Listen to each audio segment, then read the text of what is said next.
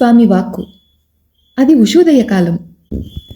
అప్పట్లో పరమాచార్య స్వామివారు ఉదయం పూట పల్లకీలో ఒక పల్లె నుండి మరొక పల్లెకు సంచరించేవారు. అది కుంభకోణం దగ్గర చిన్న పల్లెటూరు. మహాస్వామివారు ప్రయాణిస్తున్న మార్గంలో కొంతమంది ఆ పల్లెటూరి ప్రజలు కొద్దిగా త్వరపడుతూ వస్తున్నారు.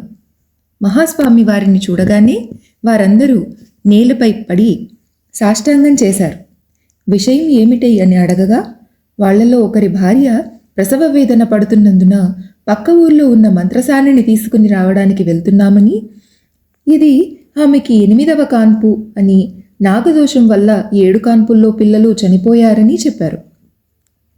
మహాస్వామివారు ఇదంతా విని ఆ భర్త బాధను అర్థం చేసుకుని అతనితో, అంతా భగవంతుని అనుగ్రహం, ఏమీ దిగులు పడాల్సిన పని లేదు, భయపడకు, మంత్రసాని వచ్చే లోపలే నీ భార్య బిడ్డని ప్రసవించి ఉంటుంది.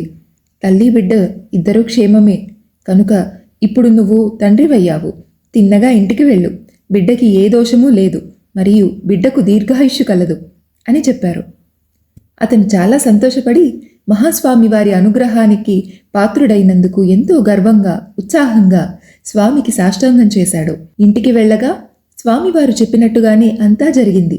ఆ బిడ్డ తరువాతి కాలంలో గొప్ప విద్యావంతుడై అపార జ్ఞాన సంపన్నుడై సదరన్ విశ్వవిద్యాలయానికి ఉపకులపతి అయ్యాడు. అతనికి పరమాచార్య స్వామివారి పరిపూర్ణ కటాక్షం ఉంది అనడంలో ఏమీ సందేహం లేదు. అపార కరుణాసింధుం జ్ఞానదం శాంతరూపిణం శ్రీచంద్రశేఖర గురుం ప్రణమామి ముదాన్వహం. ఈ వీడియో మీకు నచ్చినట్లయితే లైక్ చేయండి, షేర్ చేయండి, మా ఛానల్ని సబ్స్క్రైబ్ చేయండి.